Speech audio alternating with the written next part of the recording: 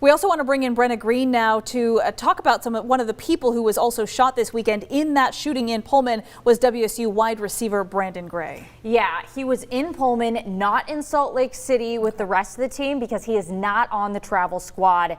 Nick Rolovich told us today he found out about the incident at about 2:30 in the morning and that it was a late night figuring out what to do next.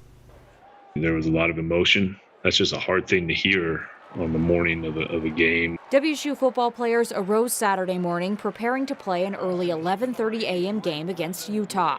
However, they also arose to the news that their teammate Brandon Gray had been shot and lifeflighted to Spokane.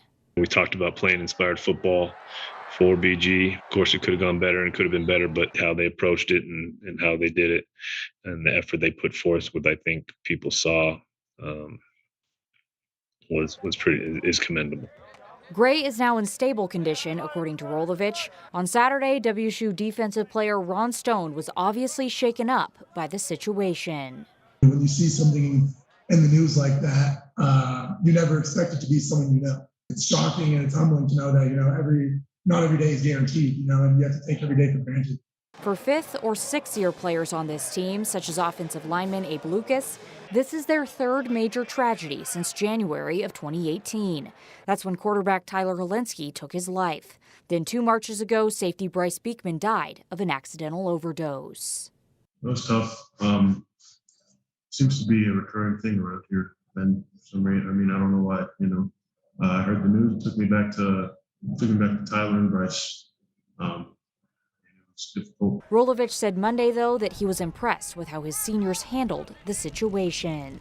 There is a lot of strength and maturity in the older guys who have been through some of these. They took it upon themselves to not only grieve or have concerns or their own emotions, but I think they were there for each other, especially the guys who are young and new to the program. Stone knows that there is nothing positive about a shooting, but he hopes that something good can come from this. There's a lot of love in this locker room, a lot of love on this campus. I think this is time we're really going to start to feel people come together and feel that love and that helping Coug mentality that we all have. Just a really tough situation for this team right now with everything that they've been through over the last few years, and I really feel for them. Yeah, they've been through a lot for sure, right? Yeah, it's pretty unimaginable. I do want to have 2 football notes from Rolovich's press conference today.